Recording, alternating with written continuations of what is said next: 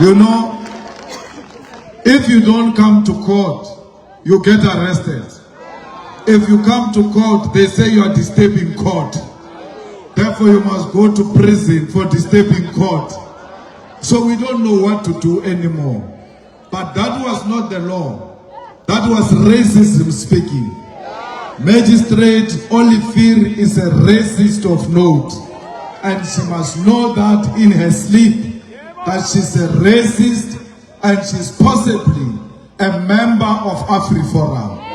That's why when you mention AfriForum, she cannot hide her emotions. Yesterday, when SC Mugai Toby mentioned AfriForum, she jumped. But it was not Mugai Toby was mentioning AfriForum.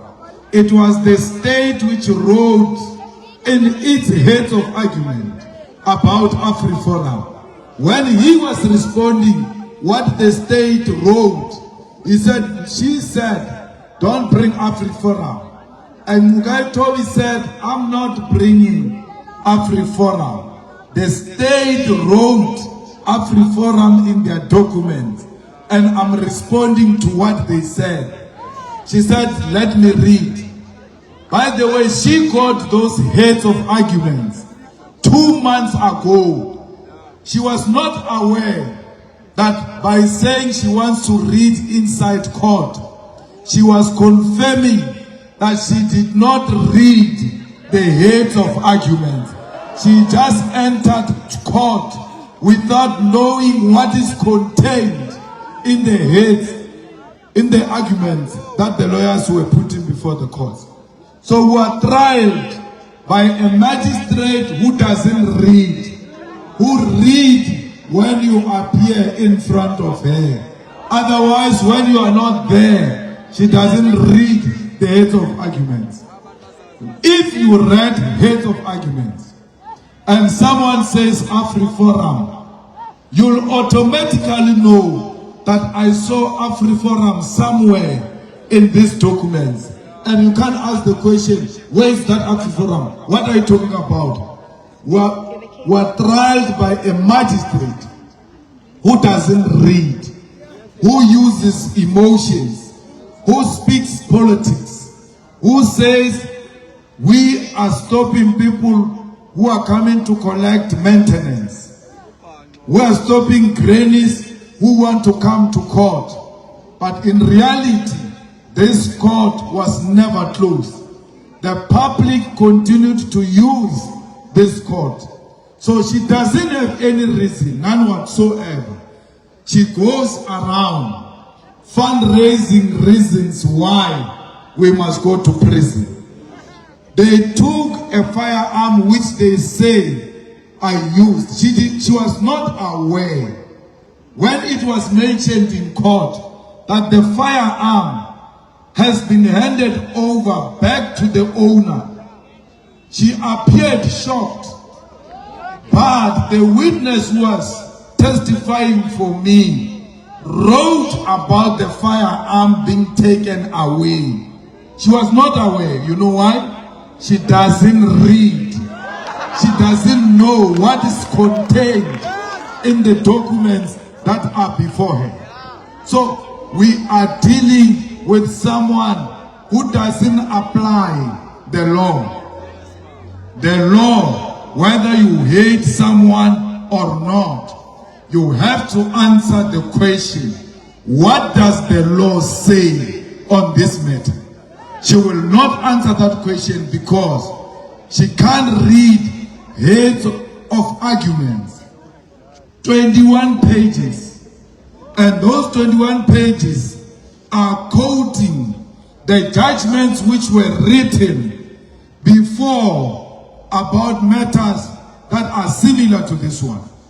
How can she read all of those judgments if she can't read 21 pages?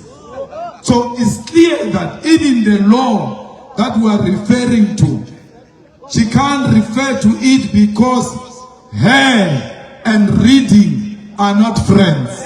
They are not the same WhatsApp group. She's the most incompetent magistrate who read a judgment for 3 days. It is never done. She does so because we suspect she doesn't write her own judgments. They ask a simple thing, leave to appeal. It's a simple matter. There's you still ask for 30 minutes to grant and leave to appeal or not. You are not asking for 30 minutes. You are still going to ask your masters, do I grant the leave to appeal or not? So you are dealing with an invisible hand that is controlling the proceedings in that particular court.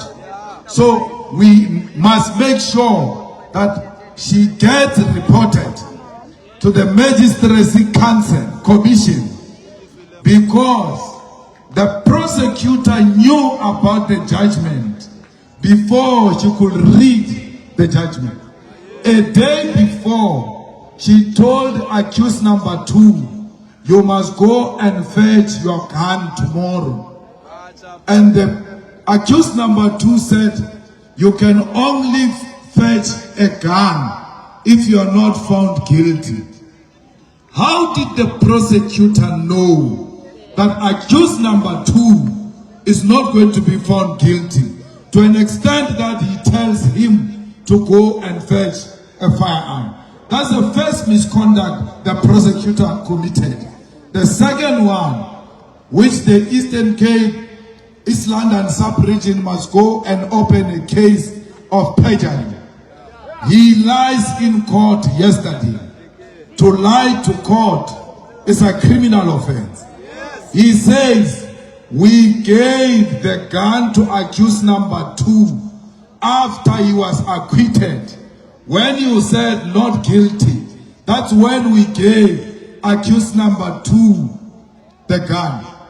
But he forgets that when you collect a weapon or item that was used as evidence, when you collect it back, you must sign for it. There must be a date, there must be a time. So if it's 10 o'clock, they'll write 10 o'clock, they'll write a date. You look at the time of collection and then look at the time of judgment that he collected before the judgment was passed. That is the second misconduct of a prosecutor. But a prosecutor has got no duty to hand over the item which was used in court without a judgment of a judge. He gave himself a power he doesn't have. He took the evidence before the court and handed it over to accused number 2 without a judge saying, you can now return this item back to the owner, or you must give it to the state to destroy it. So he thought he's got the power he doesn't have. The only thing we need to do is to make sure that this prosecutor, who is arrogant and suffers from a short man syndrome, is taught a lesson. And we can only teach him a lesson by sitting on his neck and making sure that he is prosecuted and is arrested for lying to court and is disciplined at work for exercising the powers he doesn't have.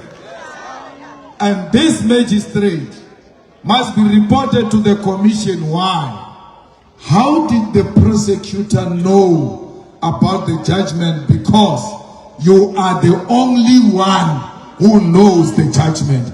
Only you, the magistrate, could have told the prosecutor about the judgment. And to tell the prosecutor about the judgment outside the representatives of the accused, it's wrong. It's not allowed in law. If there is anything you want to communicate to the prosecutor, you must call the defense to come and you communicate in front of a defense. So clearly, you've got a special relationship with a prosecutor as a magistrate, and that is a misconduct on its own. Dear South Africans, this is your fellow African brother from Ghana.